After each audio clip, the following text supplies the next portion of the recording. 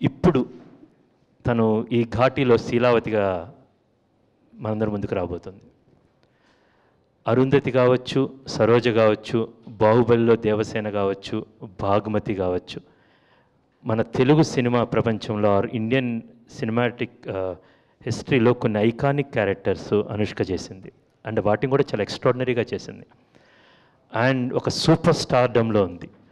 వేదం నుంచి ఇప్పుడు దాకా తన ఒక ఎవల్యూషన్ చూస్తే స్టార్డమ్లో అనేక రెట్లు ఎదిగింది.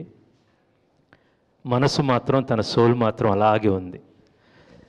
ఈ సినిమాకి ఎంతైతే కావాలో, చాలామంది అంటారు అనుష్క ఏ సినిమా ఒప్పుకోవట్లేదని, కానీ ఈ సినిమా కథ చెప్పంగానే ఒక్క నిమిషం కూడా ఆలోచించకుండా ఫస్ట్ మాట అన్నది చాలా అడ్వెంచరస్ మూవీ, చాలా సవాళ్ళతో కూడుకున్న movie, let's make this film అని.